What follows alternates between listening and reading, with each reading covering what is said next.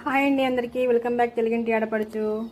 ఎంతో టేస్టీగా ఉండే గోంగూర పచ్చడిని ఈ విధంగా చేసేద్దాం. మీరు ఎలా చేస్తారో నాకైతే కామెంట్ రూపంలో చెప్పండి. ముందుగా 5 కట్టల గోంగూరని అయితే తీసుకున్నాను. ఇక్కడ ఈ గోంగూరని మొత్తంగా గిల్లేసి శుభ్రంగా 2-3 సార్లు కడిగేసి ఎండలో ఆరబెట్టేసుకున్నాను.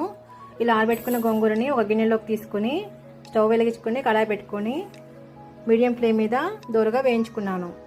ఇలా వేయించుకున్న గోంగూరని ఒక మరో గిన్నెలోకి తీసుకుని ఇందులోకి 1 స్పూన్ పసుపు, కొద్దిగా నూనె తీసుకుని బాగా కలిపేసుకుని పక్కన పెట్టేసుకున్నాను. ఈ గోంగూర పచ్చడిలోకి మసాలాలు కావాలి కదా, దీని కొరకు 2 స్పూన్ల జీలకర్ర, 2 స్పూన్ల ఆవాలు, 2 స్పూన్ల మెంతులు దోరగా వేయించుకొని 1 by 1 పొడి చేసుకుని ఈ గోంగూరలోకి వేసేసుకున్నాను. ఇలా వేసుకున్న పొడులన్నింటినీ మిక్సీ చేసుకుని ఇందులోకి ఒక వెల్లుల్లి ముద్ద కూడా వేసుకున్నాను. వెల్లుల్లిపాయలు తీసుకొని 2 స్పూన్ల కారం వేసుకొని కచ్చాపచ్చాగా దంచుకున్న వెల్లుల్లి ముద్దను కూడా గోంగూరలోకి వేసుకొని బాగా కలిపేసుకున్నాను. ఇలా కలిపేసుకున్న గోంగూర